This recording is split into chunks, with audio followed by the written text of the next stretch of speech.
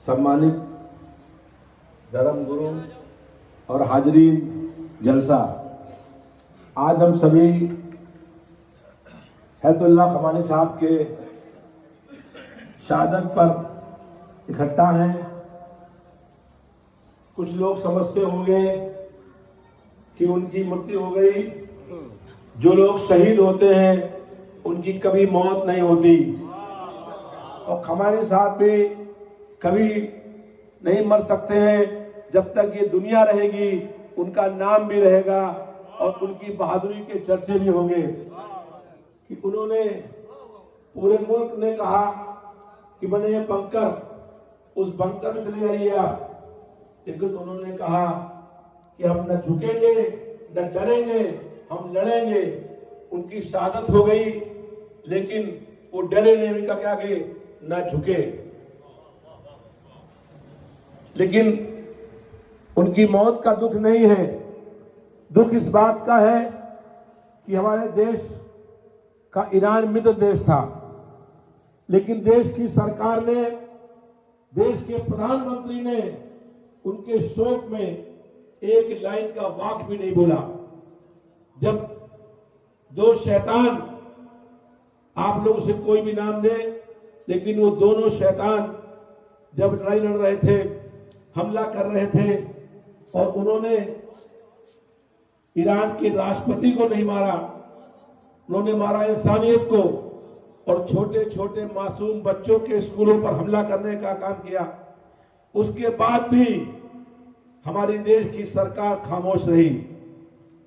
लोग कहते हैं कि कुछ बोलिए, यहां तक आरोप लगा दिया गया कि एप्स्टीन फाइल में देश के प्रधानमंत्री का नाम है, इसलिए प्रधानमंत्री कुछ बोलने की हिम्मत नहीं रखते हैं।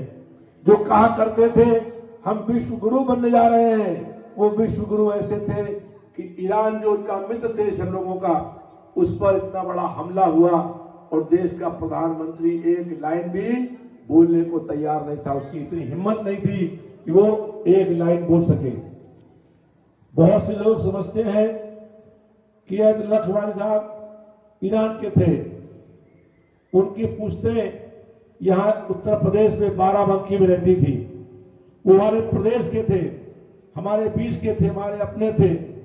हमको ऐसा लगा जैसे हमारे सर से किसी का साया उठ गया, जैसे किसी का हाथ हमारे सर पर था, उसका हाथ उठ गया। और पूरी दुनिया में इजराइल और अमेरिका ने मिलकर के जिस तरीके से ईरान पर हमला करने का काम किया, वो लोग ये समझते थे कि 2-3 दिन की लड़ाई होगी और ईरान तबाह हो जाएगा। लेकिन ईरान ने जिस बहादुरी के साथ जवाब दिया कि अमेरिका ऐसा देश भी घुटने पर आ गया, उसको सीज फायर का ऐलान करना पड़ा। ये ईरान की जीत है। ये ईरान के जो लोग हैं, बहादुर लोग हैं, उनको हम इस मीटिंग के माध्यम से बधाई देते हैं कि उन्होंने कितनी बहादुरी के साथ लड़ाई लड़ने का काम किया कि अमेरिका के राष्ट्रपति भी झुक गए। पूरे अमेरिका के अंदर 60% आबादी ट्रंप के खिलाफ हो गई, और जो लोग देश के प्रधानमंत्री ट्रंप इंडिया कहा करते थे, उनकी जबान सिल गई, बोलने की हिम्मत नहीं थी। आज हम सब लोग इकट्ठा हैं इसलिए कि आज लड़ाई अमेरिका इजराइल ईरान की नहीं हो रही है।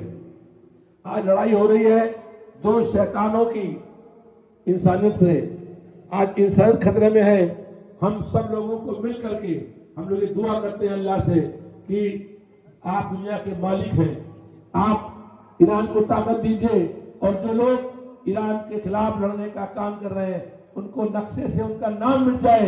आप कुछ समय बाद देखिएगा कि इजराइल का इस दुनिया में जो नक्शा होगा उसमें इजराइल का नाम नहीं रहेगा। और ईरान, जब तक उसने कहा कि अभी लड़ाई शुरू हुई है, लड़ाई तुमने शुरू करी, अमेरिका से कहा, लेकिन लड़ाई खत्म हम करेंगे।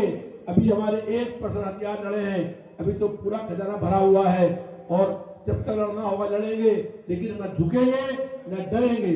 और इसीलिए अमेरिका को घुटनों के दम पर आना पड़ा।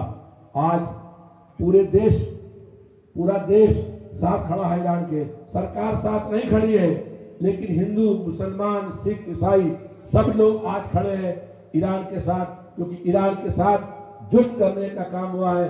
और अमेरिका ने, इजराइल ने जिस तरीके से हमले करके ईरान को तबाह करने का प्रयास किया था, उनकी खुद हार हो गई। और अभी 2 दिन पहले जब अमेरिका ने सीज फायर का ऐलान किया तो पूरे ईरान में जश्न का माहौल था, जीत का माहौल था, और दुनिया पूरी कह रही थी कि अमेरिका हार गया और ईरान जीत गया। यही बहादुरी की बात है कि इंसानियत जीत जाए।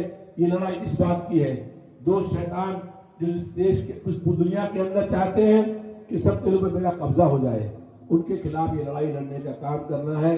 और ईरान के जो राष्ट्रपति थे अयतुल्ला ख़मेनी साहब, वो कभी भी नहीं मर सकते हैं, हमेशा हम लोगों के दिलों में जिंदा रहेंगे।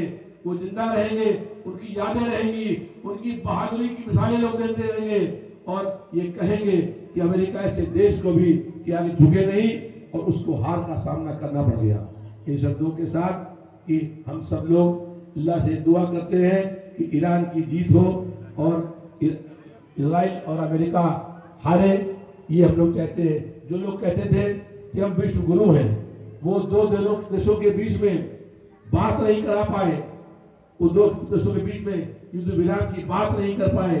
और उनका गोदी मीडिया क्या लिख रहा है, उससे पहले लोगों ने कहा है, उन बातों को दोहराने की जरूरत नहीं है, समय कम है, बहुत सारे वक्ता बोलने वाले हैं, लेकिन इतनी बात कह करके कि ये ईरान की जीत है, ईरान कभी भी हार नहीं सकता है और कभी भी ख़मेनी साहब मर नहीं सकते हैं, हमेशा वो जिंदा रहेंगे, हमेशा उनकी याद रहेगी, हम लोग उनको याद करते रहेंगे। बहुत बहुत शुक्रिया।